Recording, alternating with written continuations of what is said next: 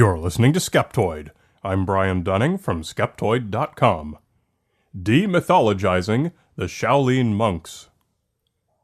Today we're going up into the misty mountains of China's Henan province to find an ancient red Zen Buddhist temple. It is the home of the Shaolin, said to be the creators of Kung Fu, and the very birthplace of Zen Buddhism itself. This ancient and mysterious order of orange or yellow-robed monks have studied here for centuries, and are the most accomplished of all martial artists, able to withstand any blow or attack. At least, so the story goes. Americans got their first big exposure to the Shaolin monks with the 1970s TV series Kung Fu, starring David Carradine. In the intro, we see him as a young monk completing a rite of passage ceremony where he had to lift and move a heavy cauldron filled with glowing cinders, and in doing so his arms were branded with a tiger and a dragon. For all his quiet wisdom and serenity, this monk had fighting skills that were unsurpassed. It was a combination that was deeply attractive to Western audiences of the 70s, obsessed with the superiority of Eastern Enlightenment over Western materialism. This obsession has not been lost on marketers. Today you can go to virtually any city in the world and find a Shaolin martial arts school. You can go to a theme park or aboard a cruise ship and catch a live stage show of Shaolin masters demonstrating their amazing abilities. Never mind that almost none of these have any connection with the actual Shaolin temple. China is a land where counterfeit Apple stores outnumber real ones by hundreds to one, and just as we'd expect, the name Shaolin is exploited every bit as much. But even the real Shaolin temple licenses its name to anything and everything, even including instant noodles, coffee, takeout food, tea, car tires, beer, and cigarettes, pulling in untold volumes of cash.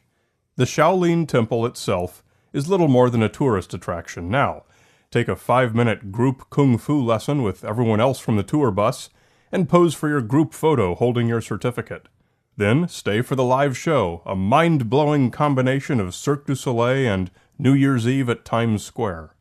It's little wonder that many serious martial artists hold the modern Shaolin in such disdain.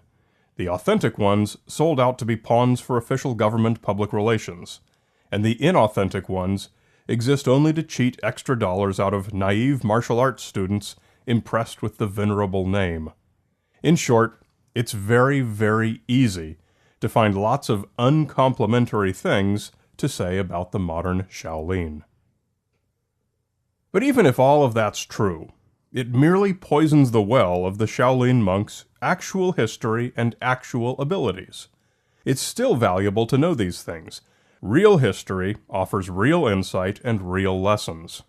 But we find we quickly come up against a roadblock. It comes in the form of 1,500 years of shifting governments and recycled, repurposed histories.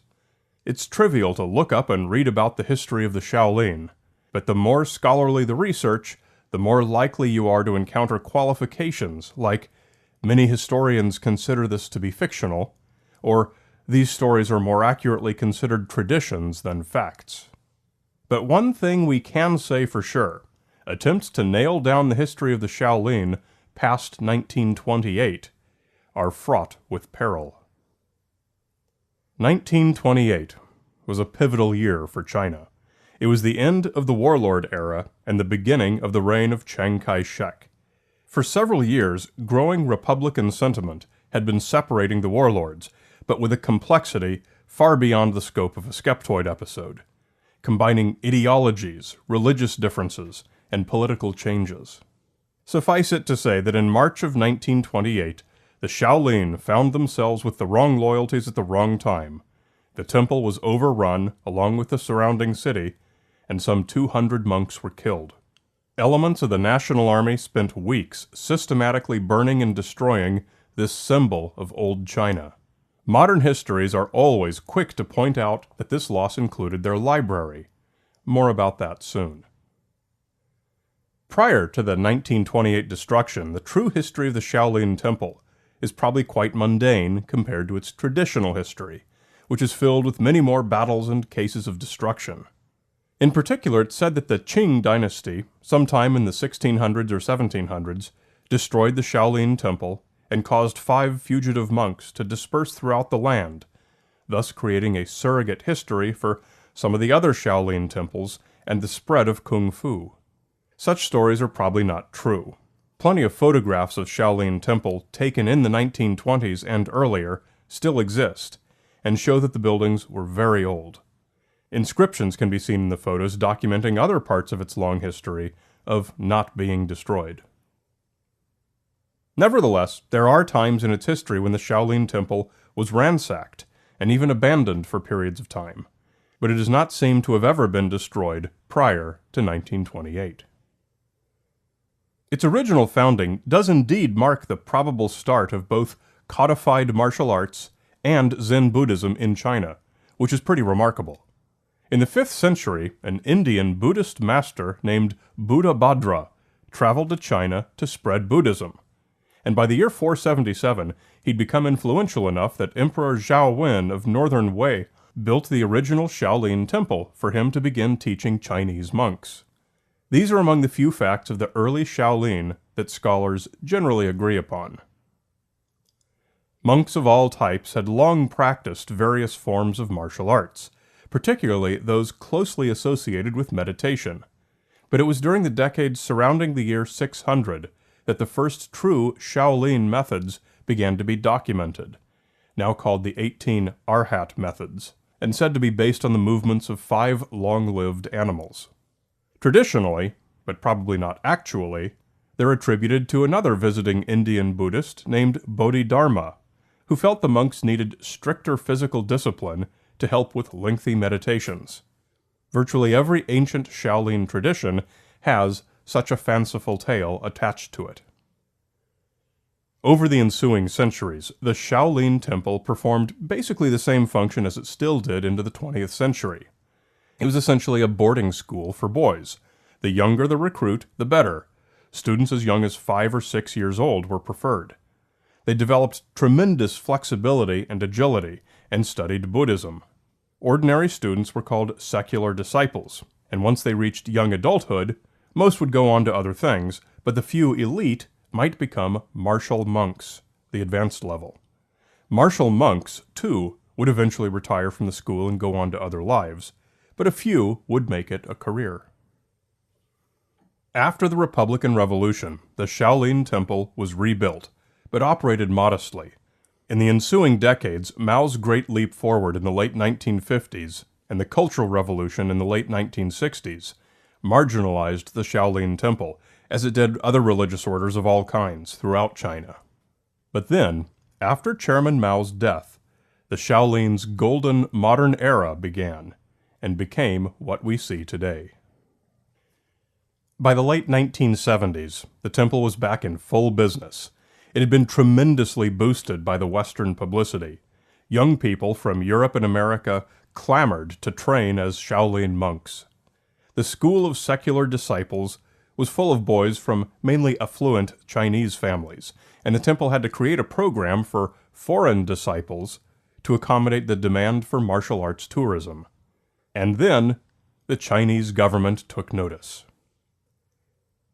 The Shaolin Temple's value as a tourist attraction and a symbol of traditional China was clear. In 1980, the government hired a number of former masters to write new sacred Shaolin texts to replace those lost in 1928, which is one reason there's so little reliability in modern texts on Shaolin history. And also to break ground on over 40 satellite schools. Today there are schools throughout China teaching these newly authored Shaolin methods, the largest of which accommodates over 8,000 students. The Shaolin were a symbol and a brand. This new government-sponsored version of Shaolin was not blind to the value of sensationalism in marketing. And so something happened that should not surprise regular Skeptoid listeners. New abilities, some of them apparently superhuman, began to appear in the rewritten sacred texts. Suddenly, the Shaolin martial artists were resisting spears thrust into their necks. They were standing on one finger. They were breaking bricks and sticks and stones with their heads. They were walking on fire and laying on beds of nails. They were resisting the most savage blows to every part of their anatomy, from punches, kicks, and sledgehammers. They were even doing all kinds of things with their testicles. Without exception, all of these amazing feats are stage show tricks, performed all around the world in many different cultures. Martial artists call them bullshido. There's no need to go into each of them here. If you're curious about any of them, breaking the spear against the neck, for example, Professor Google will show you how you can do it too. Today you'll find these Shaolin stage shows all over the world. If you've ever seen one, chances are it had no affiliation with the Shaolin Temple. Ever since the name Shaolin became a valuable brand, international promoters have been as quick to capitalize on it as were the Chinese, and it's currently trademarked in virtually every country. Nearly all of those trademarks were registered by business people with no connection to the Shaolin. For more than a decade, the actual Shaolin Temple has been fighting legal battles and filing trademark complaints all over the world. The real Shaolin would love to give their own stage shows across Europe and the West, but in most countries they can't, because they'd be infringing on someone else's trademark. The battle they face is an uphill one. Many of these performing groups and martial arts academies were legitimately the first to conduct business in their country under the name, and in most countries, that's all that's needed to establish ownership of a trademark. In 1972, when American TV viewers first saw Kwai Chang Caine wrap his arms around the hot cauldron and brand himself with the marks, what they didn't see was the rest of this elaborate test called the Wooden Men Labyrinth. But nobody else ever saw it either, because like so much of what we think we know of the Shaolin, it was the purely fictional invention of modern authors. Combined with the fake stage show feats of indestructibility, this web of mythology woven around the reinvented Shaolin is most unfortunate. It takes away from what they really are. It's a school that teaches profound discipline and unmatched athleticism, in addition to its importance to the history of Zen Buddhism. Strip away the microwave noodle licensing and the bullshido, and let the Shaolin shine as the great symbol of traditional China they should be. Skeptoid is a 501c3 educational nonprofit. Visit us at skeptoid.org to learn more about what we do. You're listening to Skeptoid. I'm Brian Dunning from Skeptoid.com.